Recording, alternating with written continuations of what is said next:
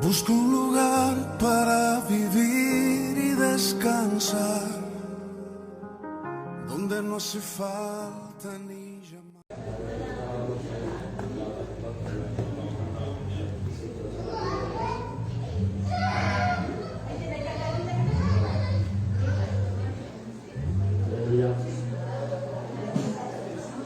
Buenos días, hermanos, bendiciones. Vamos a ir tomando asiento, que ya es la hora, se pasa rápido. Aleluya, bendiciones para todos, Dios les bendiga un montón.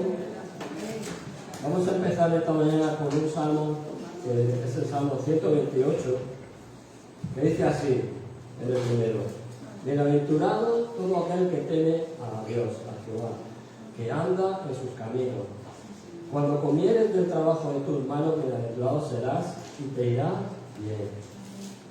Tu mujer será como vid que lleva fruto a los lados de tu casa, tus hijos como plantas de olivo alrededor de tu mesa. He aquí, será bendecido el hombre que teme a Dios. Amén. Quiero leerlo también en otra versión, para darle un poco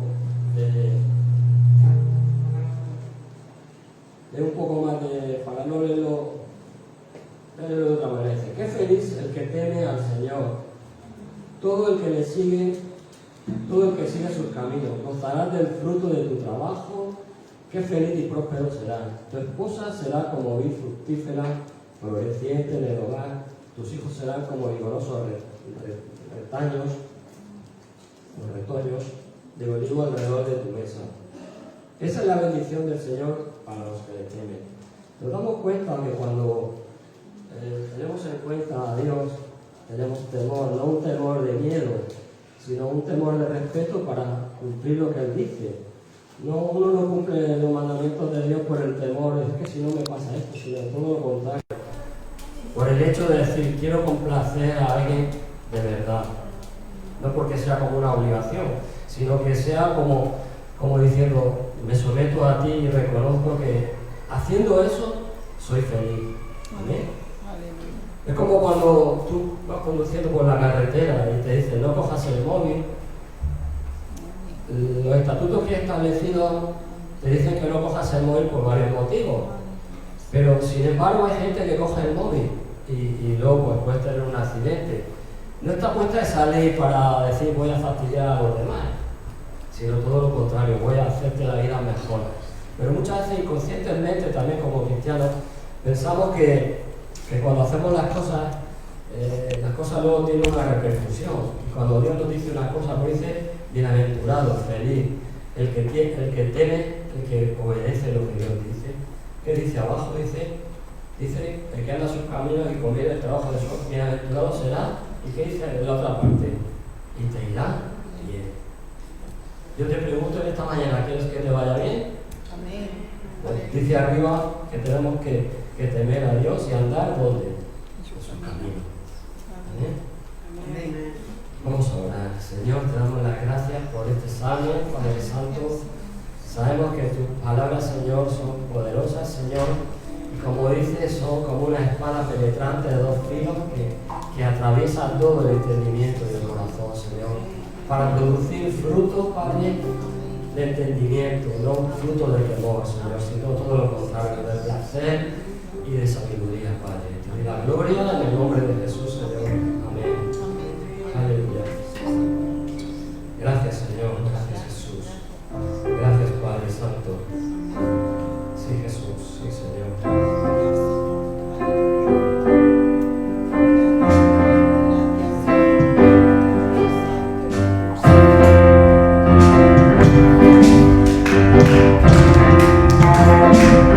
Te alabamos, Señor.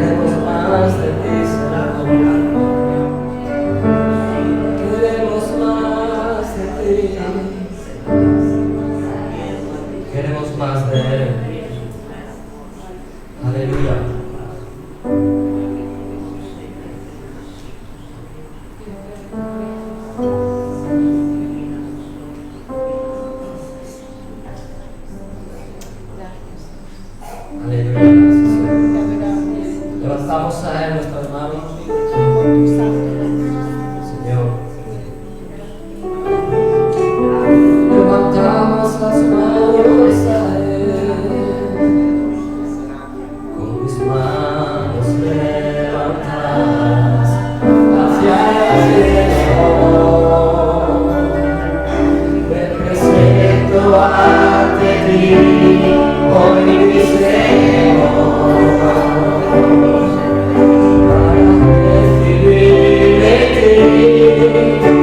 La fuerza y el poder para vivir junto a ti. Con mis manos levantadas hacia el cielo, me presento ante ti, oh mi Señor.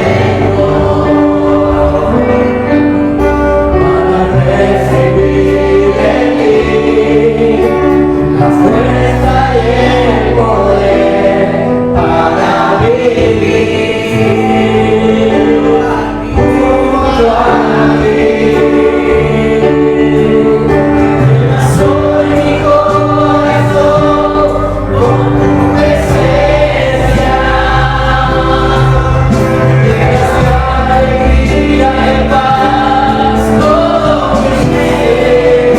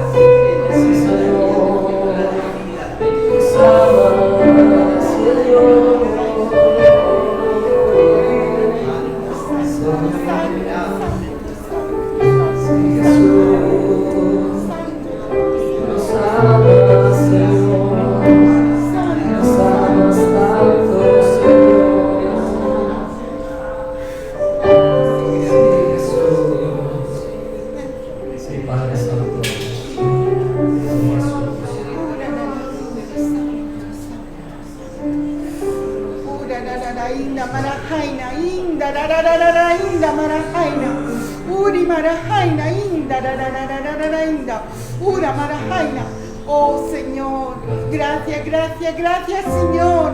Gracias por tu bondad, Señor. Gracias porque tú nos hablas a nuestras vidas, a nuestros corazones. Gracias porque tú eres un Dios santo, Dios mío, que busca la santidad de tu iglesia, de tu pueblo. Gracias, Señor, porque sin santidad nadie te verá, Señor. Oh Señor, derrama la unción de tu Espíritu Santo en medio nuestro. Necesitamos ver tu gloria, Señor.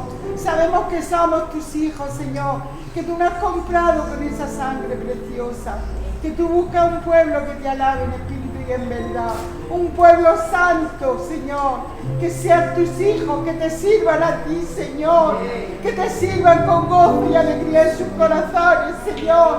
Queremos ser esa iglesia, ese pueblo, donde tú puedas derramar tu unción de tu Espíritu Santo, Señor, donde tú puedas traer bendición y vida eterna, Señor. Padre Santo, ¿a dónde iremos, Señor, fuera de ti? Si solo tú tienes palabras de vida, Señor. Oh Dios mío, haz que descienda sobre nosotros esa unción, esa gloria que tú tienes para tus hijos, para tu iglesia. Queremos verla, Señor. Queremos que tú te muevas, Señor, con prodigio y milagro en medio nuestro. Porque tú dices que cosas mayores que tú haremos en tu nombre, Cristo Jesús. Y sabemos que tu palabra es verdad, que tus promesas están ahí y que tu palabra se cumple, Señor. Queremos ser esa iglesia, Señor. Queremos ser dignos de ti, Señor. Oh Padre, sabemos que es por la sangre de tu Hijo que somos dignos, Señor. Pero, Señor, queremos ser fieles a ti, Señor. Como tú eres fiel con nosotros, Señor. Quita de nuestras vidas lo que no te valga, lo que a ti no te sirva, Señor. Ayúdanos a vivir en tu presencia cada día, en espíritu y en verdad, Señor. Gracias, gracias, gracias, Señor. Gracias por tu amor y tu misericordia, en el nombre de Cristo Jesús, Señor. Jesús,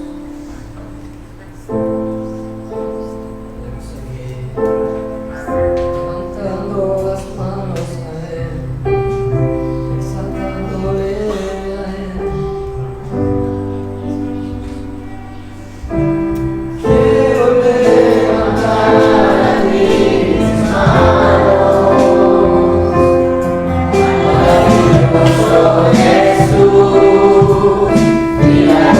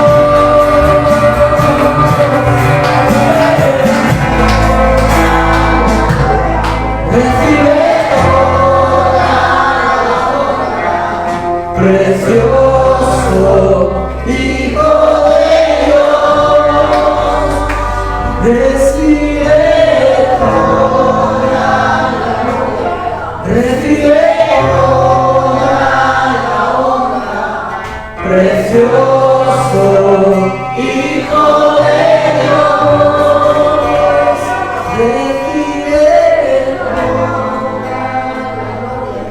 recibe toda la honra, precioso Hijo de Dios,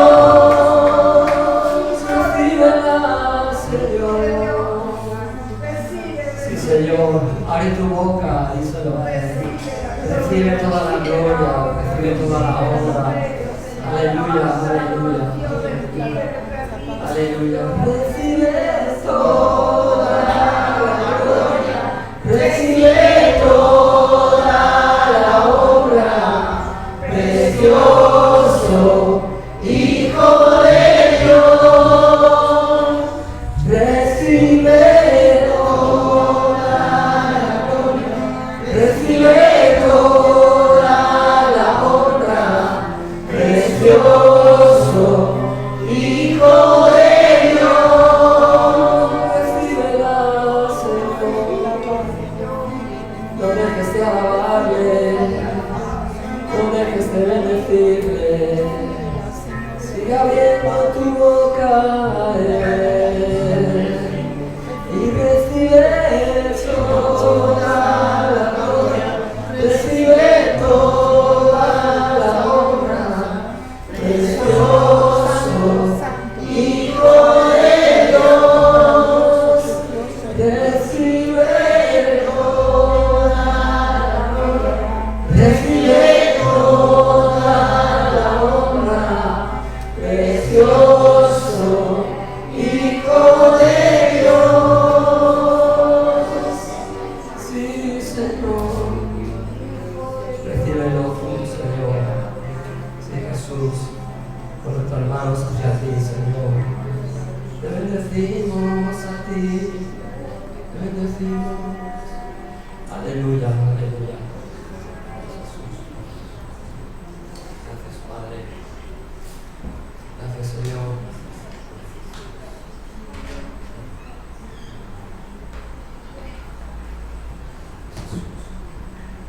Gracias, Señor. Gloria a Dios. Qué bueno es Dios.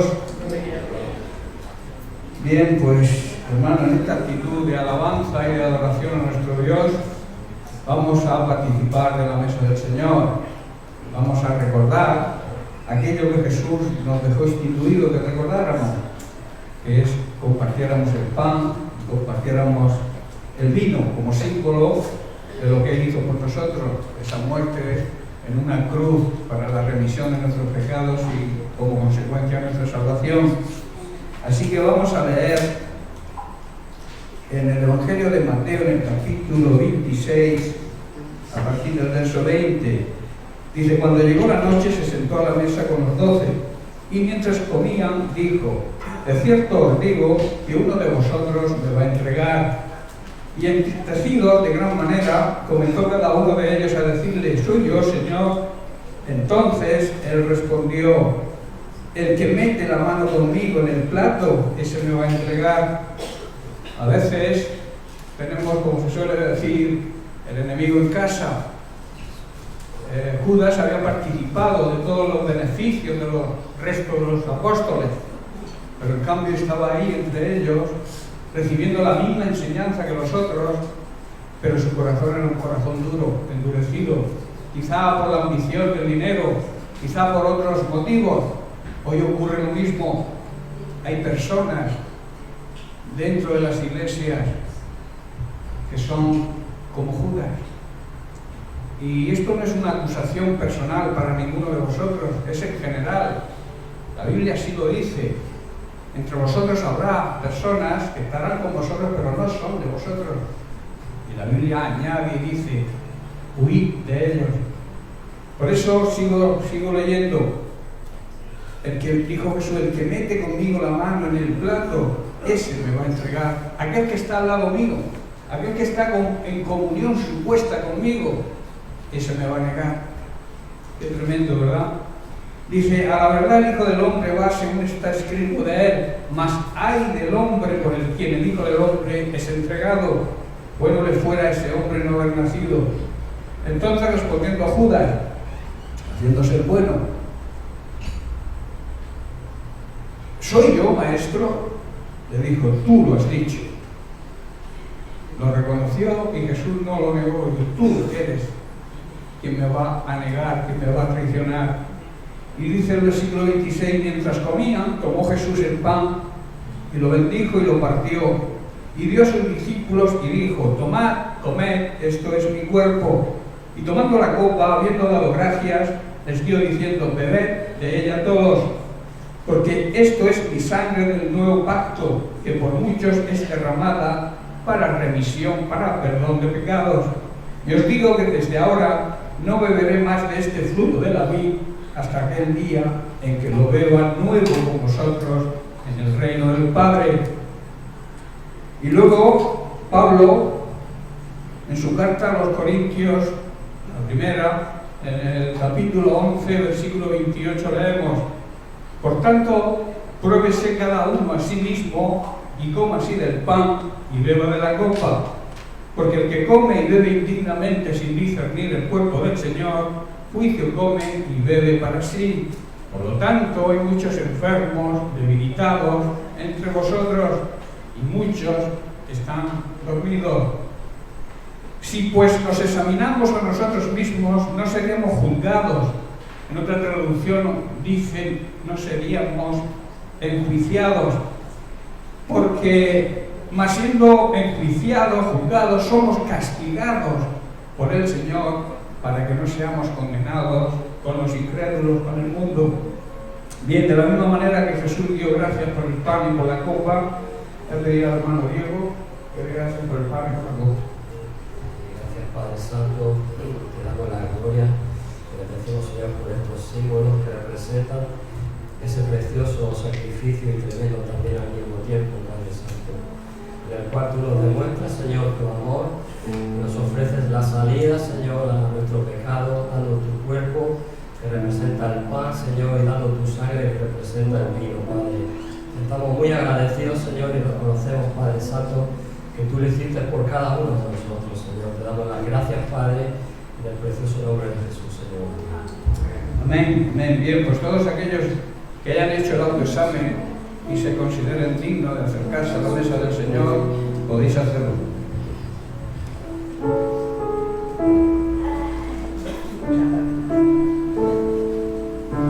Claro se volvió, porque no lo conoció, fuimos hechos en él, justicia de Dios, deseo y yo, quemando la cruz, Pasa por ahí.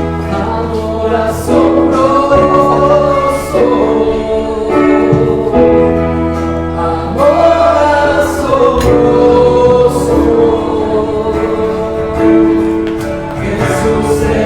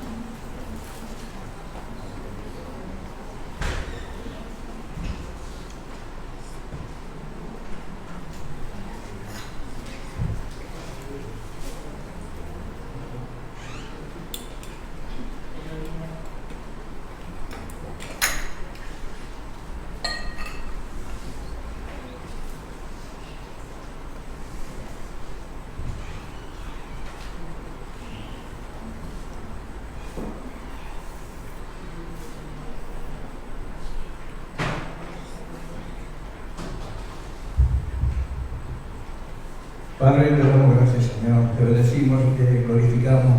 Te damos la gloria y la honra que tú te mereces, Señor. Damos gracias por este día, también por el poder haber participado de este pan y de esta copa, sabiendo y entendiendo lo que significan para nosotros. Es que tu Hijo Jesucristo murió en la cruz por nuestra salvación. Estamos muy agradecidos, Señor, y te damos las gracias en el nombre precioso de Cristo Jesús. Amén.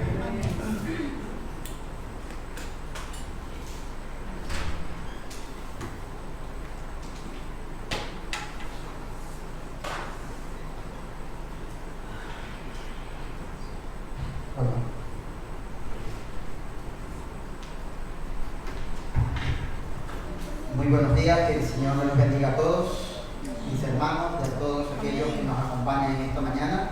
Bienvenidos. Abrimos nuestras Biblias en el libro de Isaías,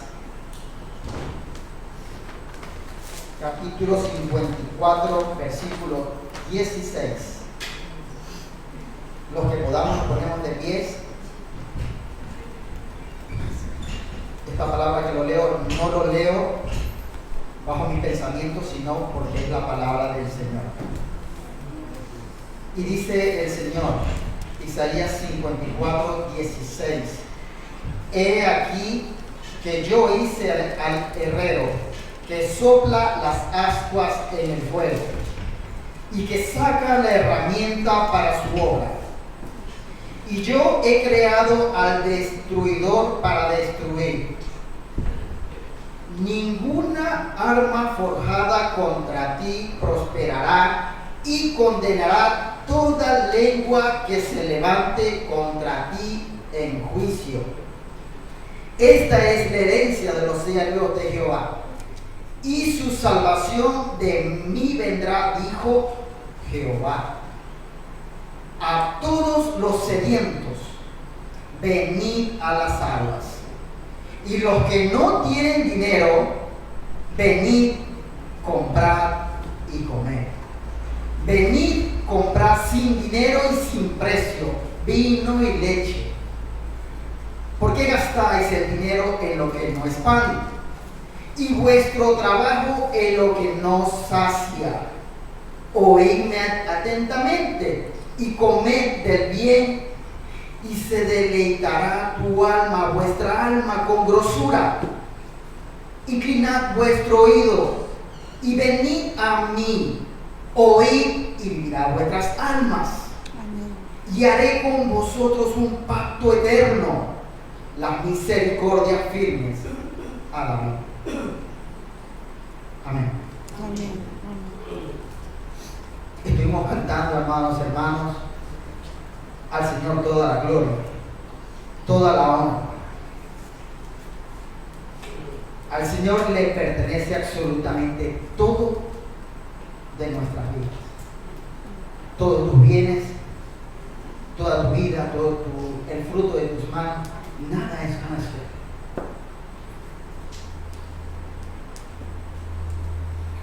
Dice el Señor, yo hice el herrero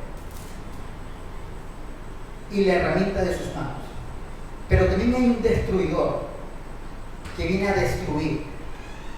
Pero hay un consuelo para el pueblo de Dios. Hay un consuelo para los hijos de Dios.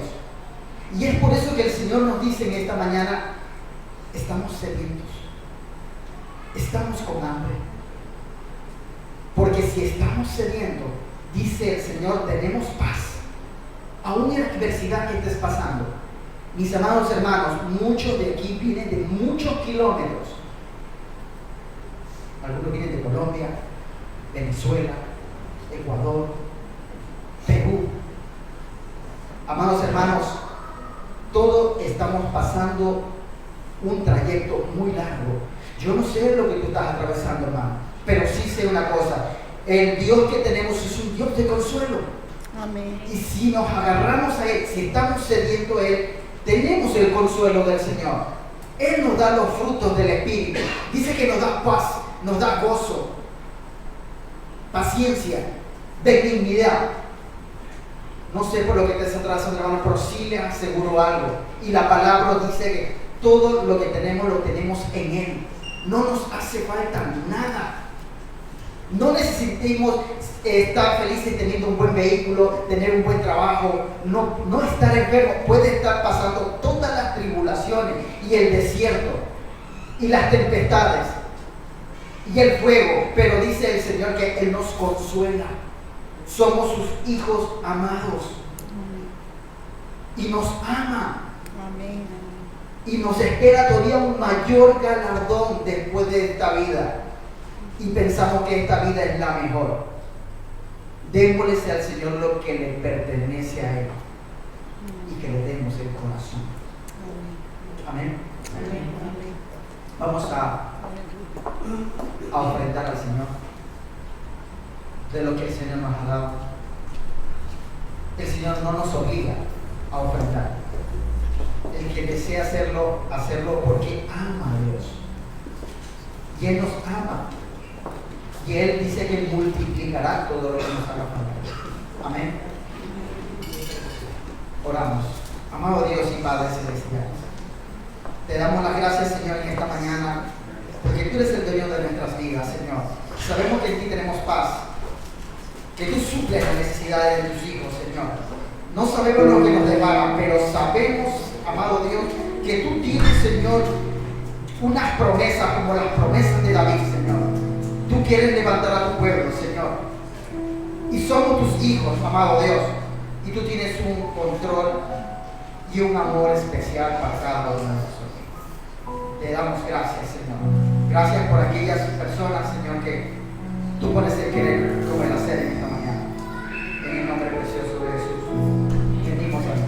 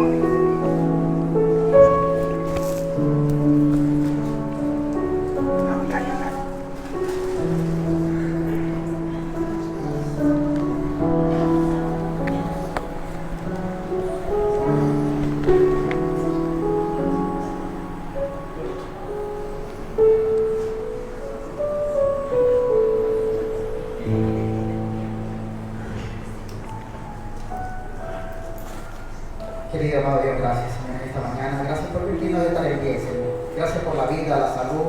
Sea cual sea nuestra situación, sabemos que tú estás con nosotros, Señor, para levantarnos, para restaurarnos, para fortalecernos, sea cual sea la situación en este tiempo, Señor. En ti lo tenemos todo, por los méritos de Cristo Jesús. Amén.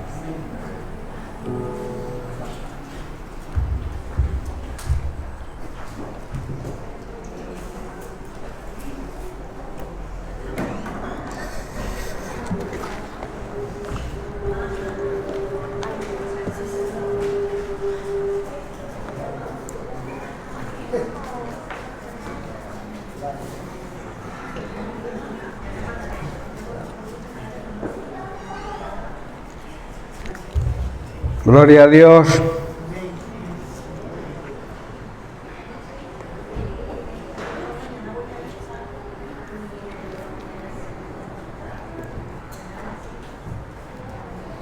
Dios es bueno. ¿Cuántos estamos expectantes para lo que el Señor nos va a hablar hoy? Y estamos con la intención de recibir ese maná que el Señor nos trae, esa bendición de su palabra. Yo no quiero ser yo quien hable, sino que el Espíritu Santo sea quien transmita lo que el Señor quiere hablarnos hoy y que me use a mí como una vasija. Nosotros somos simplemente voceros de la palabra de Dios. Si la palabra de Dios te toca, gloria a Dios. Si la palabra de Dios te habla, gloria a Dios. Pero hay un propósito cuando el Señor habla, que es dirigirnos hacia una meta, marcarnos el camino a seguir.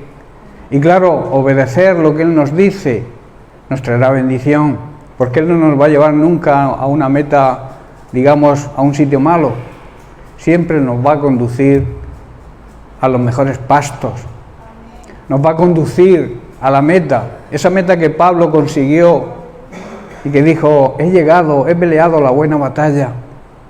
La buena batalla, o sea, una batalla nunca se podría decir que una guerra, una batalla es buena, ¿verdad? Pero Pablo llama buena batalla porque es una batalla de fe, es una batalla de creer, es una batalla de confiar plenamente en lo que Dios dice. Y cuando Dios habla, reconocer la voz de Dios. Es importante que sepamos que Dios nos dirige para lo mejor, porque quiere lo mejor para nosotros. Es un Dios de amor, es un Dios de misericordia y un Dios que ama a sus hijos. Si tú eres un hijo de Dios, Dios te ama. Aunque Dios también ama a toda su creación. Dios desea que toda su creación sea salva. Por eso quiere utilizarte a ti y a mí para llevar el mensaje de salvación a toda criatura, a toda persona que se cruce en nuestro camino. A veces perdemos el tiempo en contiendas internas, en si me ha dicho, que si ha dicho, que si ahora me enfado, que si ahora no le hablo, ahora no miro, ahora con este hermano no. Contiendas que el diablo nos tiene enredados para que no cumplamos el propósito que el Señor tiene para nosotros. El plan de Dios, se habla mucho del plan de Dios, ¿verdad? El plan de Dios es que nos ha elegido con un propósito. Y ese propósito es que cumplamos su plan. Y su plan es llevar el Evangelio a toda la creación. Que todos tengan la oportunidad, si Dios te ha puesto en mula, que todos los muleños tengan la oportunidad de conocer al Señor. Que por sus manos haya pasado un folleto, o haya pasado quizá una palabra de aliento, o un buen testimonio, que quizás sea lo más importante. Transmitirles un buen testimonio y que las personas digan, esta persona está yendo a la iglesia de allá arriba, como ellos dicen, y hay un cambio en ellos, y que deseen ser como nosotros. Y lamentablemente muchas veces lo que desean es huir de nosotros por el mal ejemplo y el mal testimonio que damos. Y no me refiero aquí a nosotros, no os sintáis acusados, me refiero en general. Hay una apatía generalizada, además anunciada en la Biblia como señal de los últimos tiempos. Pero Dios siempre se reserva un remanente. ¿Sabéis lo que es un remanente? Algo pequeño, un pequeño grupo que es fiel al Señor, que ama al Señor por encima de todo, que piensa como piensa el Señor, que ama como ama el Señor. Dios siempre se va a reservar ese remanente. Yo quiero ser parte de ese remanente, no sé si tú. Por eso debemos movilizarnos, dejar la apatía, ese me da igual que tanto se oye hoy en día, ese me lo has hecho, me lo vas a pagar. Eso no está dentro del lenguaje o de la actitud de un buen cristiano. El buen cristiano tiene la obligación de perdonar. El buen cristiano también debe pedir perdón cuando deba pedirlo. ¿Amén? Bien, pues vamos a seguir en la línea de las últimas semanas porque considero muy importante la función de la Iglesia en los últimos tiempos. Jesús les dijo a sus discípulos y te dice a ti y a mí hoy, tienes que estar velando y orando porque estamos atravesando circunstancias muy difíciles.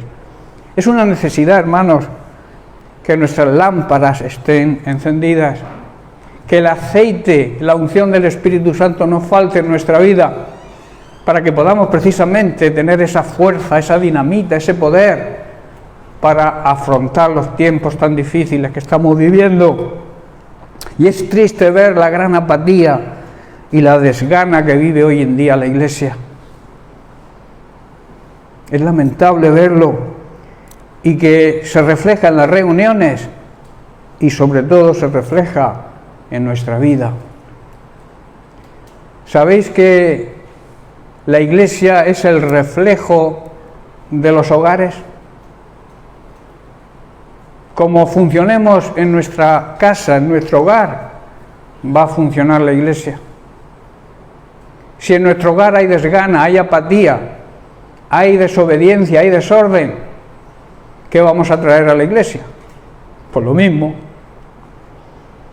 Por eso hablábamos y seguiré hablando sobre la necesidad de levantar el altar familiar.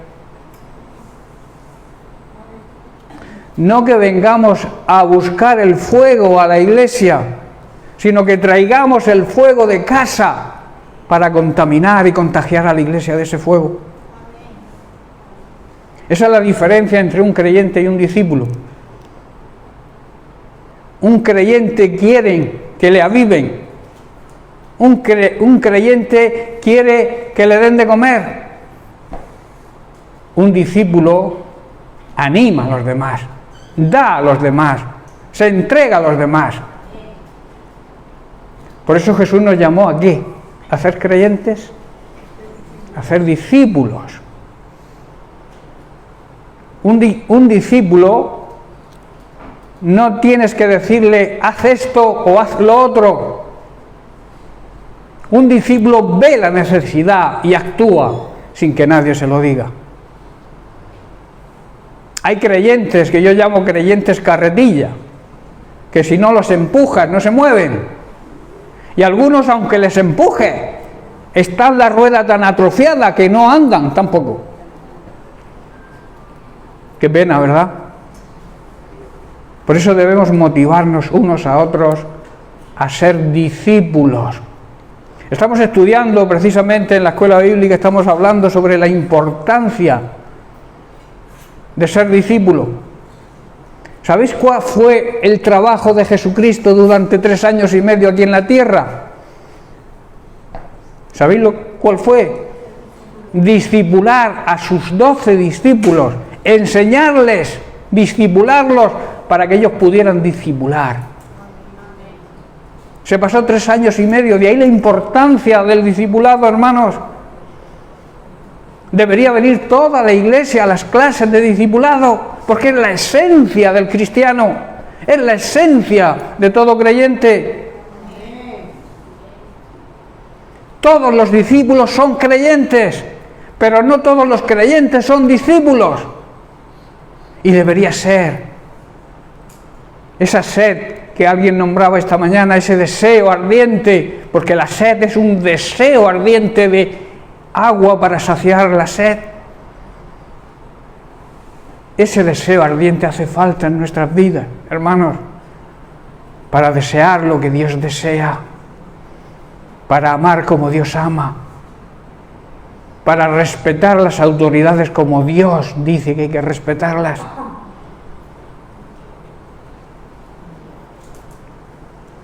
Hay muchas cosas que podemos y debemos hacer, pero nuestra prioridad en el tiempo que estamos transcurriendo o pasando, sufriendo, es que debemos motivarnos los unos a los otros, como hablábamos la semana pasada, a llevar una vida de oración y de estar vigilantes, pendientes, que nuestras lámparas no se apaguen, que el fuego del Espíritu Santo siga ardiendo primeramente en nuestro hogar y que ese fuego lo traigamos a la iglesia.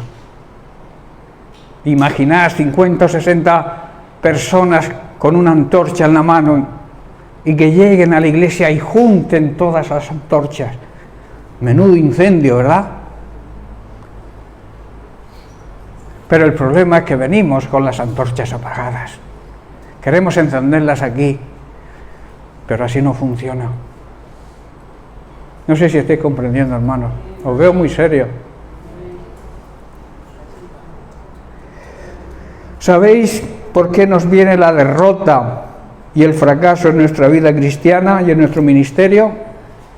Una de las razones más importantes viene por permitir la apatía, el desánimo y la desgana. Permitir que eso se introduzca en la iglesia. Y también permitir que el pecado siga dentro de la iglesia.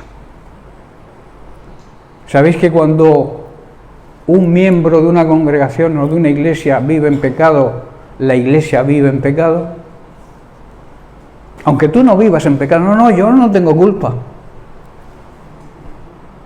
Hay un problema muy serio, hermanos, que es la permisibilidad, que es de lo que quiero hablar hoy.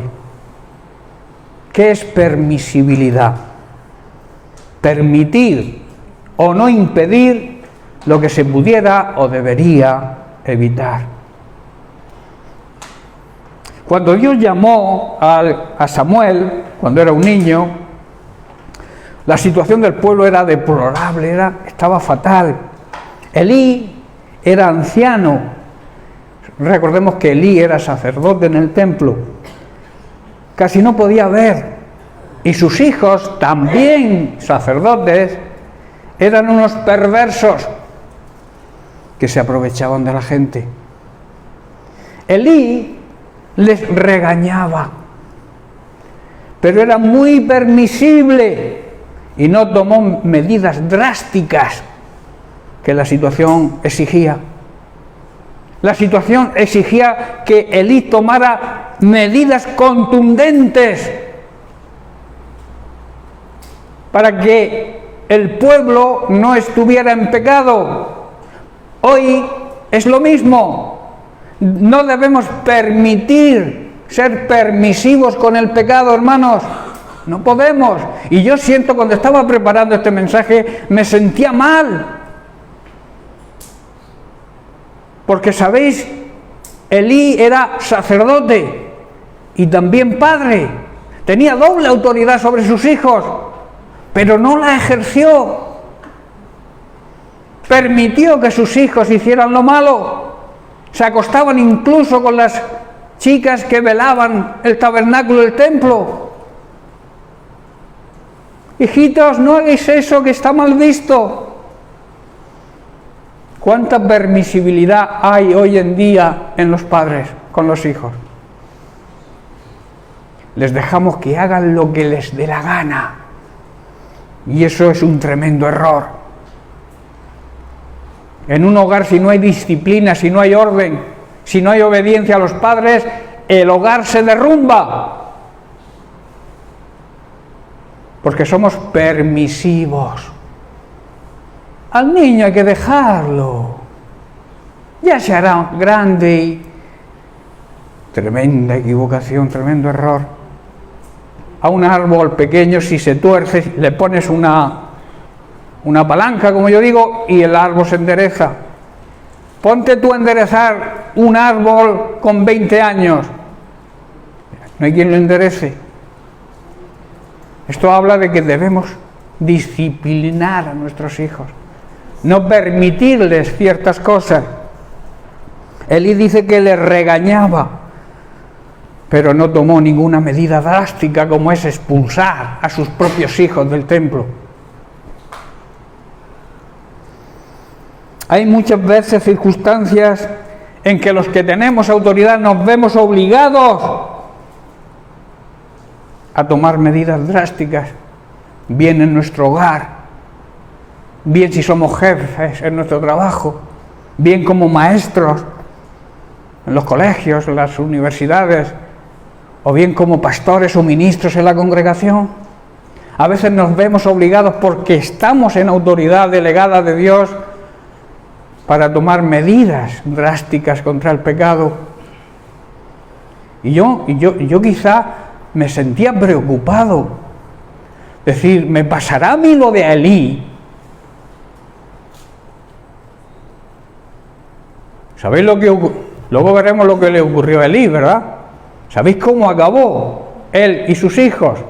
Sus hijos porque eran perversos, y Elí porque les permitió tuvo permisibilidad con ellos. Primera de Samuel, vamos a ver la historia. Primera de Samuel, capítulo 2,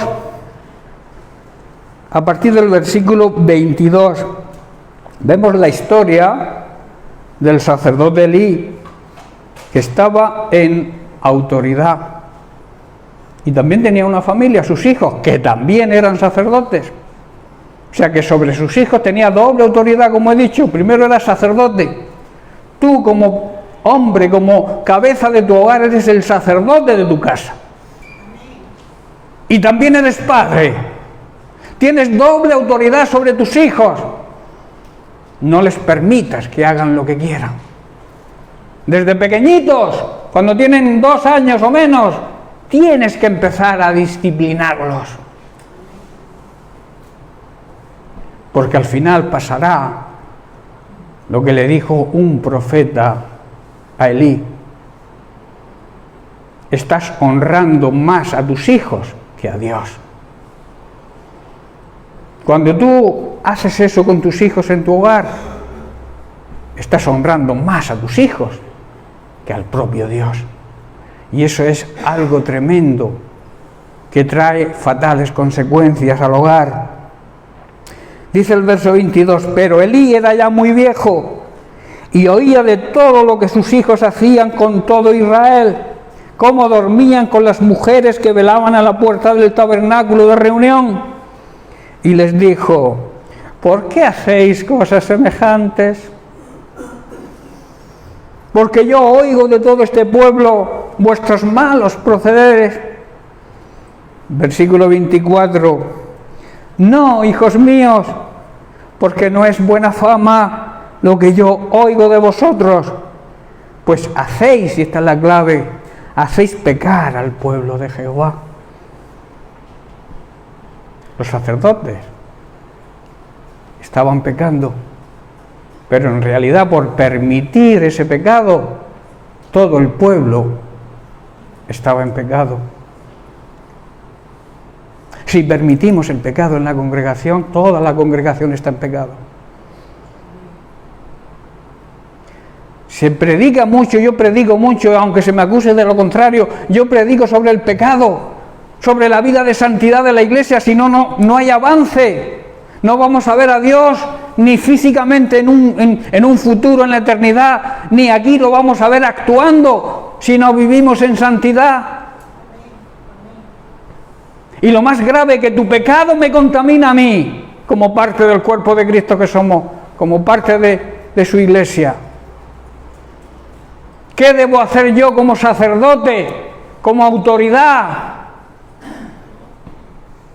¿Debo hacer lo mismo que hizo Elí? Vale.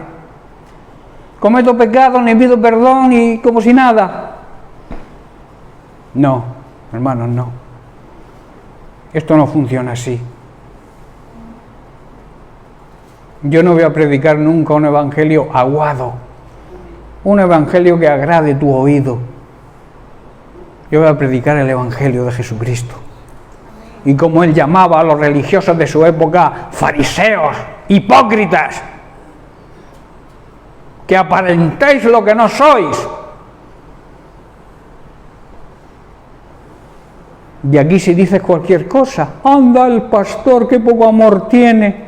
Pues no, que me ha dicho esto, para ahora estoy una semana sin hablarle, o 2 o 3 o 4 meses. A eso se le llama permisibilidad. Y yo estoy por hacer 2 cosas.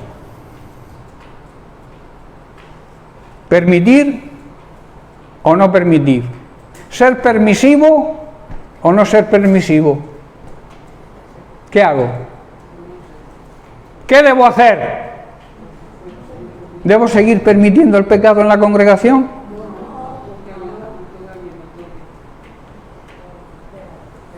¿Queréis que la iglesia avance?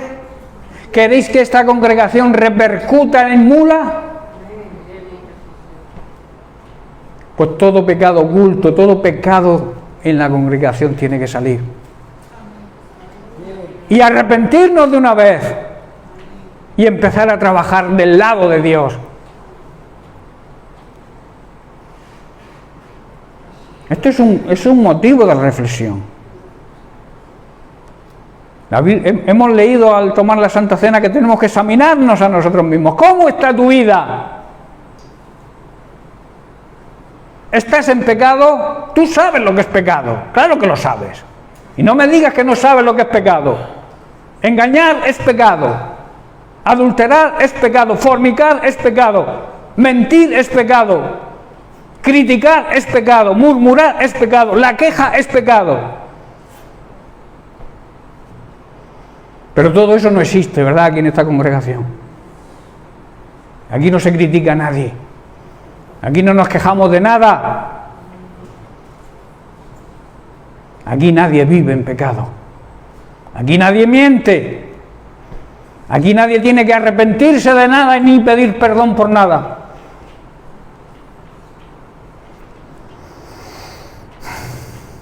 Hermanos, repito, cuando un miembro de la Iglesia vive en pecado, la Iglesia está en pecado. De ahí la importancia de erradicar el pecado de la Iglesia antes que haya graves consecuencias. Versículo 25. Si peca el hombre contra el hombre, los jueces lo juzgan, ¿verdad? Hay una contienda en la calle, dos hombres se pelean, dos hombres discuten, dos hermanos por una herencia, hay discusiones, y están los jueces que juzgan. Y luego dice, pues, mas si alguno pecare contra Dios,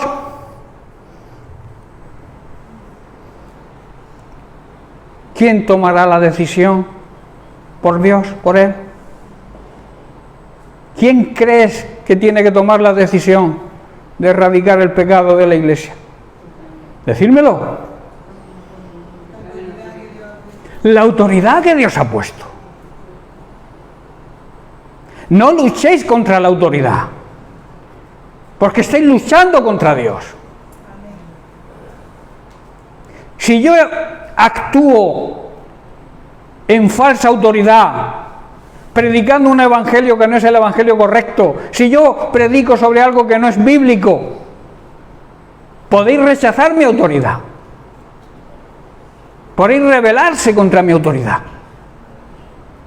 Pero si yo predico el evangelio que predicó Cristo, si predicamos el evangelio de los apóstoles, ese evangelio que Jesucristo estuvo discipulando 3 años y medio a sus discípulos y lo predicaron como Él. Pero eso, ojo, algo importante, empezaron a entenderlo todo después que Jesús partió, cuando recibieron el poder del Espíritu Santo. Por eso sin la unción, sin el aceite en nuestras lámparas, es imposible entender lo que el Señor nos exige. Dice, pero ellos no oyeron la voz de su Padre. ¿Cuántos hay hoy en día en las congregaciones que no oyen la voz del Señor a través de su pastor o de su maestro o de su ministerio? ¿Cuántos hay que pasan olímpicamente de lo que la autoridad dice? Y luego dicen, yo amo a Dios, yo sirvo a Dios, yo estoy bien con Dios. Jesús dijo, ¿por qué me llamáis Señor, Señor? Y no hacéis lo que yo os digo. Esos que llaman Señor, Señor, y no hacen lo que Dios dice, cuando lleguen a la presencia de Dios, ¿sabéis lo que le va a decir el Señor? No os conozco. Predicamos en tu nombre echamos fuera demonios. No os conozco. No tuve una verdadera relación de intimidad con vosotros porque ibais a vuestra bola, haciendo lo que os daba la gana. Por eso no tuvisteis una relación conmigo y por eso no os conozco. Apartaos de mí, no quiero ni veros. Sería duro, ¿verdad?, que cuando llegáramos al cielo el Señor nos dijera eso. Pues prepárate y empieza, si tienes que hacer cambios en tu vida, empieza a hacerlos porque corremos ese riesgo. Corremos el riesgo que el Señor nos diga: no te conozco, Antonio, Pepe, Juan, no te conozco, vete de aquí, este no es tu lugar, porque has sido desobediente a mi palabra, has hecho lo que te ha dado la gana siempre, no has respetado la autoridad, no has respetado nada, y encima dices que en mi nombre echaste demonios. No los echaste tú, si echaste alguno, fue mi nombre. Pero contigo no tengo relación ninguna. Apoyé el nombre de mi Hijo Jesucristo, pero a ti no te puedo recibir porque no hiciste lo que debías hacer. Me llamabas Señor, Señor, pero hacías lo que querías. Qué tremendo, ¿verdad? Aunque Elí intentó reprender a sus hijos, Dios le consideró responsable porque permitió que siguieran haciendo lo que estaban haciendo, su mal proceder. Y entonces tuvo que venir un profeta y le declaró su futuro. Un futuro inevitable y fatal si no había un cambio radical, que por cierto no lo hubo. En el capítulo 2 del mismo libro de Samuel, el primer libro de Samuel, el versículo 29, Dios, mirad lo que le dijo por medio del profeta: porque habéis pisoteado mis sacrificios y mis ofrendas, que yo mandé ofrecer en el tabernáculo, y has honrado, escuchad bien, has honrado a tus hijos más que a mí, engordados de lo principal de todas las ofrendas de mi pueblo Israel. O sea, abusaban de las ofrendas, metían la mano en las ofrendas. Menudos sacerdotes, ¿verdad? Para su propio. Su pecado, el pecado de Elí, fue que honró más a sus hijos que a Dios. Se puso del lado de los hijos en vez de tomar el lado de Dios. A veces amamos tanto a nuestros hijos, queremos tanto a nuestros hijos. Algunos pastores quieren tanto a su congregación, entre comillas, que son permisivos con ellos, y eso es un tremendo error. Eso es previo al fracaso. Como padres en tu hogar y como pastor en tu congregación, si actúas así, es lo que viene por delante del fracaso. Hoy la mayoría de los padres cristianos prefieren honrar a sus hijos antes que a Dios, permitiéndoles hacer lo que quieran. La derrota viene y vino a Elí y a su familia, y nos puede venir hoy a nosotros por la permisibilidad que comienza en el hogar, en la familia, y luego es trasladada a la iglesia. ¿Tú crees que si tus hijos no te respetan en tu hogar, no obedecen, son rebeldes, me van a obedecer y van a ser sumisos conmigo? Imposible. Si no se someten a la autoridad del hogar, nunca se van a someter a la autoridad de la iglesia. Imposible. Por eso no debemos permitirles hacer lo que quieran. Por eso tampoco hoy como iglesia debemos permitir que el pecado siga arraigado en ella, porque hay pecado oculto, hermanos. Pero ¿sabéis lo que dice la palabra de Dios? En Marcos capítulo 4, verso 22, dice: porque no hay nada oculto que no haya de ser manifestado, ni escondido que no haya de salir a la luz. Esto quiere decir que tarde o temprano todo pecado va a ser descubierto y todo va a salir a la luz. Por tanto, si todo al final se va a saber, arrepiéntete, dale un giro a tu vida, cambia de dirección, como dicen los GPS cuando te equivocas.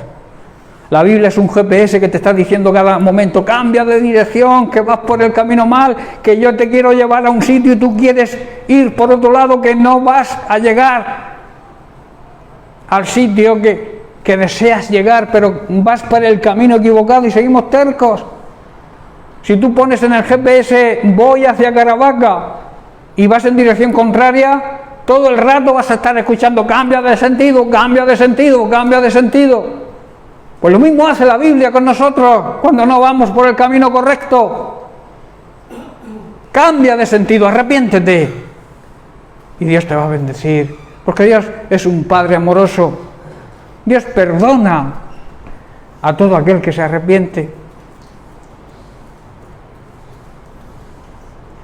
No caigas en la religiosidad que algunos tienen de decir que como Dios es un Padre bueno, al final nos va a perdonar a todos y todos vamos a ir al cielo, todos contentos. Para mí sería un Dios injusto, porque la justicia de Dios es darle a cada uno lo que merece. Dios te abre las puertas al cielo y te dice, para venir aquí necesitas el camino, necesitas a Jesucristo. Y Jesucristo te dice, Jesucristo que es el Verbo, que es la palabra de Dios, hecha carne, hecha un ser humano, te marca el camino a seguir. No busques otro camino. Hay un dicho que dice popular que todos los caminos conducen a Roma, pero al Padre solamente hay un camino. Tú puedes coger los caminos que quieras, pero para relacionarte con el Padre necesitas a Jesucristo. Necesitas el camino, que es Jesucristo, que Él mismo lo dijo. Yo soy el camino, no hay otro camino. Yo soy la verdad absoluta, no hay otra verdad. Y yo tengo la verdadera vida para vosotros. Vida plena y abundante, vida eterna. Zoe.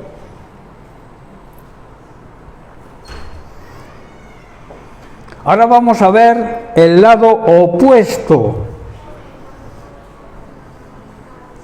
Vamos a ver la vida del propio Samuel, que debería ser un ejemplo para todos nosotros. La buena disposición que debe haber en todo creyente. ¿Sabéis cuál debe ser? Señor, habla, que tu siervo está dispuesto a escuchar. Háblame. Dios está hablando hoy. ¿Estás dispuesto a escuchar? ¿Y sabes lo que significa escuchar y oír en la Biblia? Obedecer. Habla, Señor, que tu siervo está dispuesto a obedecerte. Esa debe ser la actitud tuya y la actitud mía, la actitud de su iglesia de hoy.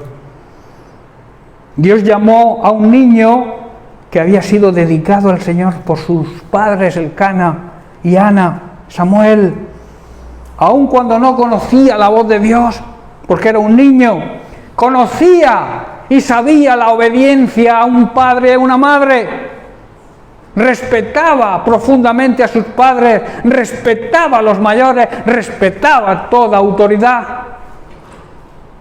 ¿Qué hizo cuando escuchó por primera vez la voz de Dios? ¿Qué hizo? Se levantó y corrió hacia su autoridad, hacia el sacerdote, el sumo sacerdote, hacia Elí.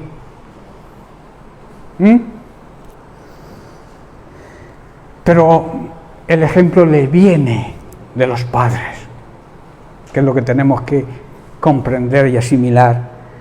Dice el capítulo 1 del mismo libro de Samuel, en el versículo 11, dice que Ana, su madre, hizo voto diciendo: Señor Dios de los ejércitos, voto es promesa, le prometió a Dios, si te dignas mirar a la aflicción de tu sierva y te acuerdas de mí y no te olvidas de tu sierva, sino que dieres a tu sierva un hijo varón.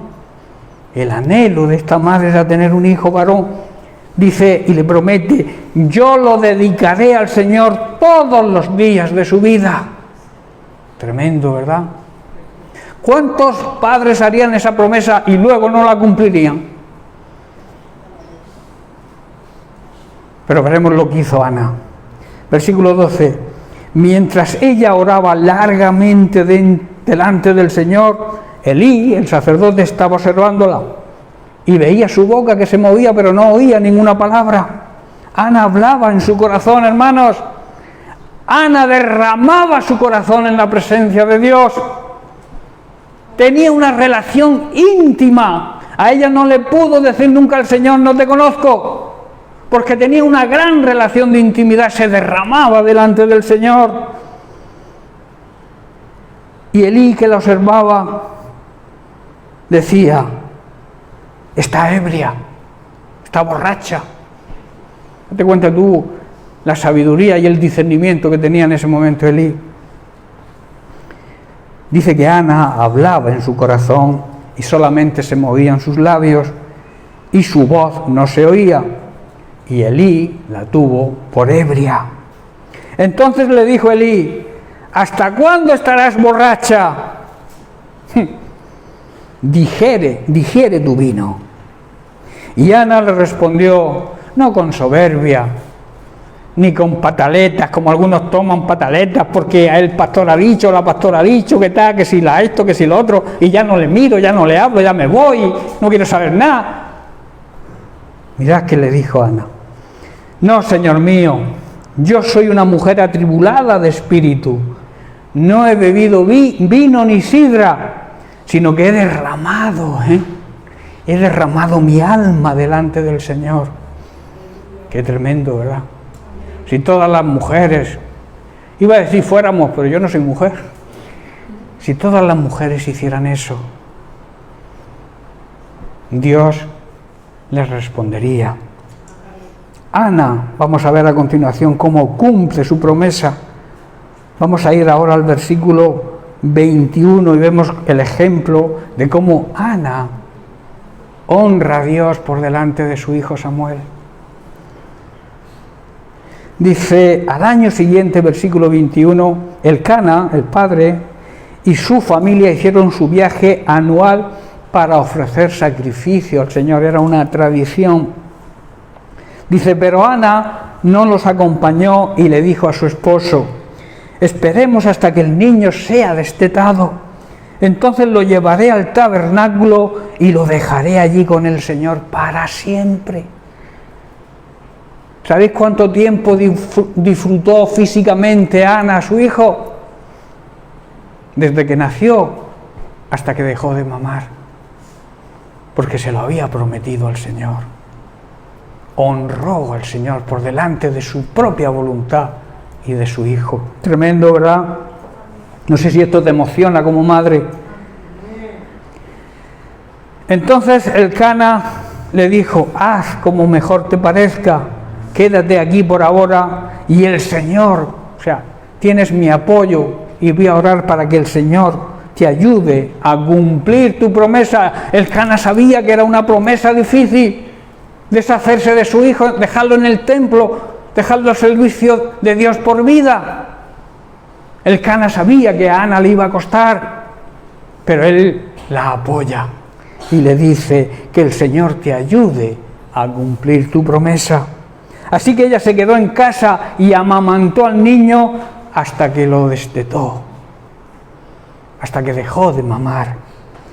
Versículo 24, cuando el niño fue destetado, mirad lo que hizo Ana. Ana lo llevó al tabernáculo en Silo para ponerlo al servicio de Dios. Si a Dios prometes, cumple lo que prometes y tendrás la bendición de Dios. Si a Dios prometes, no tardes en hacer lo que prometes. Qué gran diferencia, ¿verdad?, entre Elí y los papás de Samuel, Elcana y Ana, ¿verdad? Hubo una gran diferencia. Cuando Dios llamó a Samuel, como hemos visto, Samuel fue rápidamente al sacerdote Elí. Dice el capítulo 3, verso 5 de este mismo libro, y corriendo luego Elí, dijo, heme aquí, ¿para qué me llamaste?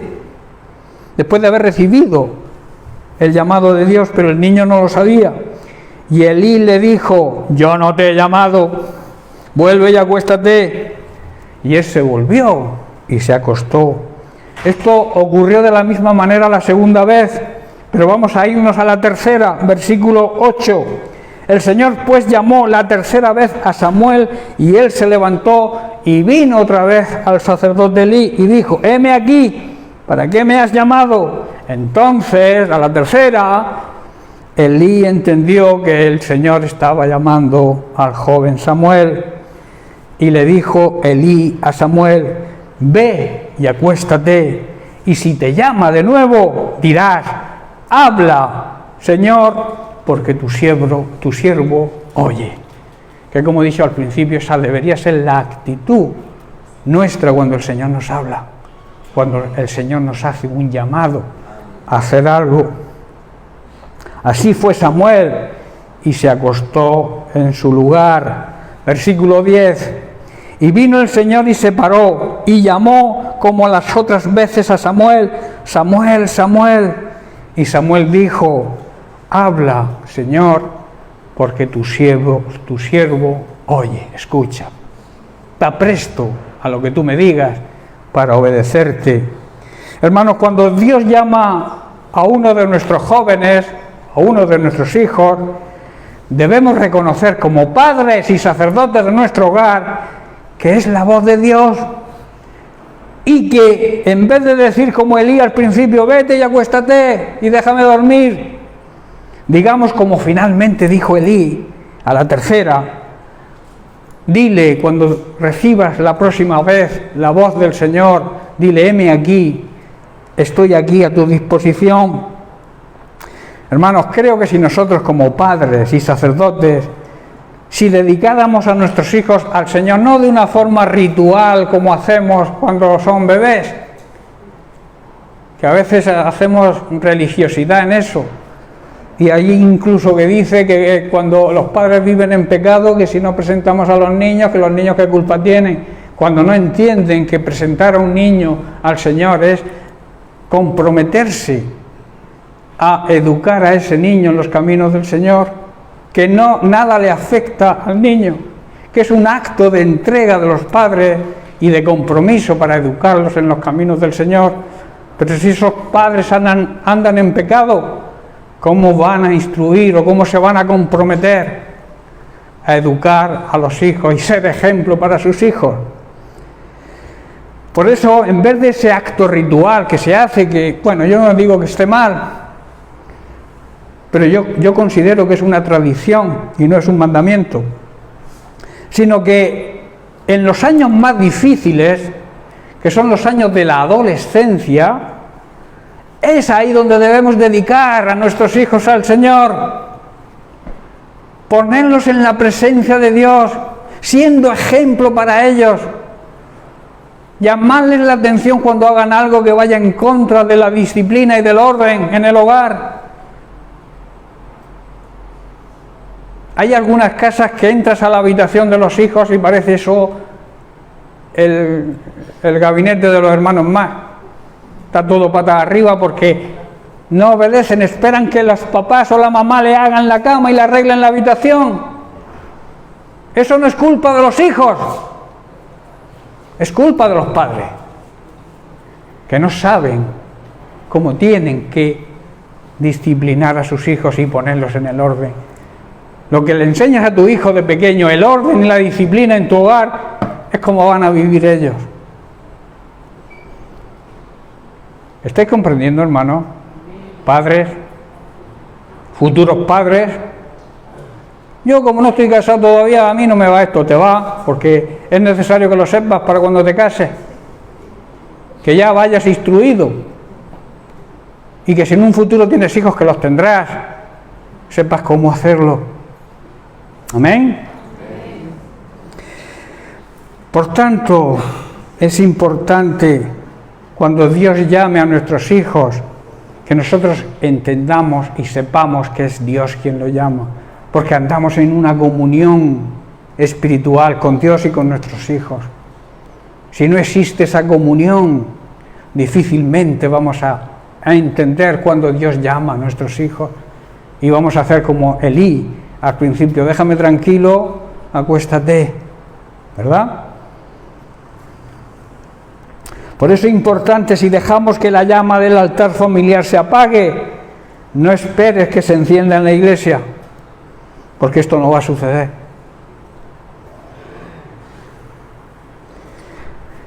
Yo diría que yo estoy contento con la generación que se está levantando aquí en esta congregación, estoy a gusto, porque veo que hay interés, un interés que hace tiempo no había.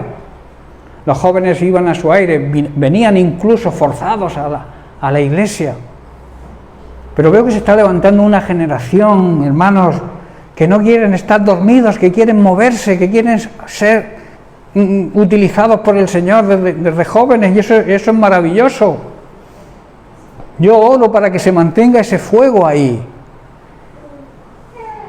Hay una generación que Dios está levantando en este tiempo, y vosotros sois parte de esa generación, jóvenes. Tenéis que coger ánimo.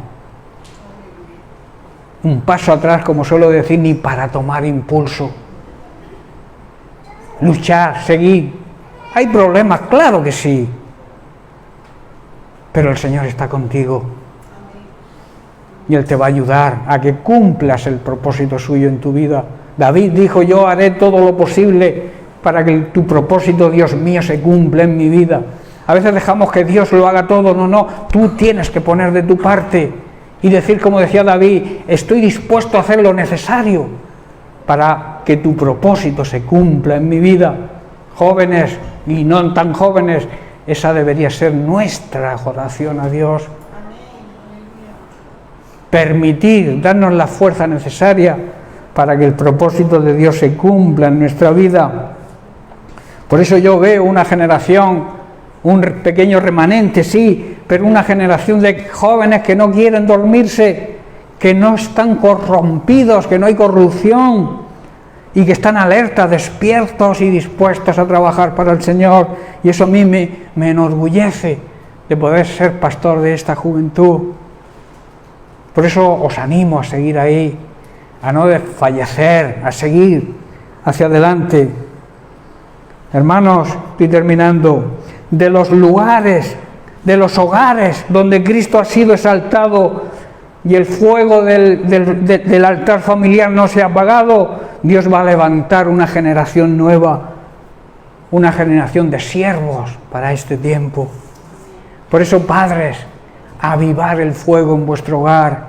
No descuidéis el altar familiar, el orar con vuestros hijos. Y sobre todo si vuestros hijos son todavía pequeños, que ellos vean el ejemplo en vosotros. No esperes que Dios levante un gran ministerio en tu hogar si tú como padre o como madre no estás dando ejemplo. Por mucho que ores, si no eres un ejemplo para tus hijos, Dios no puede levantar, de ese hogar no puede levantar ningún siervo, a no ser que salga de ahí, se independice y entonces Dios pueda usarlo. A veces también Dios hace eso, saca a jóvenes de los hogares que no son ejemplo y los usa en su ministerio, pero tienen que salir de la falsa cobertura, de la mala cobertura de su hogar. No deis lugar a esto. Aviva el fuego en tu hogar. Como esposos, llevaros bien, hablar entre vosotros, comunicaros entre vosotros, prestar atención a los jóvenes, aún a los niños, que quizá tú no valores el problema porque tú lo consideras insignificante, pero para ese niño a lo mejor tiene de suma importancia que tú le prestes atención. No le des la espalda, es tu hijo. Y un hijo siempre necesita un padre. A veces hay un concepto equivocado de que los padres tienen que ser amigos de sus hijos. Tienen que ser amigos, sí, pero primero tienen que ser padres. Si tú solamente eres amigo de tu hijo, estás dejando a tu hijo huérfano de padre. ¿Entendéis? Tienes que ejercer tu autoridad de padre, pero también tienes que ser ejemplo. ¿Estás comprendiendo? Quiero, para terminar, poner algunos ejemplos de cómo Dios levanta obreros cuando las cosas van mal, Estamos atravesando tiempos difíciles, hay tiempos muy peligrosos y Dios está levantando gente. Por ejemplo, antes de que la lámpara se extinguiera en Italia, Dios levantó a Savonarola. No sé si sabréis de él, pero fue un gran siervo del Señor que avivó el Evangelio en Italia. En Alemania, ¿a quién levantó?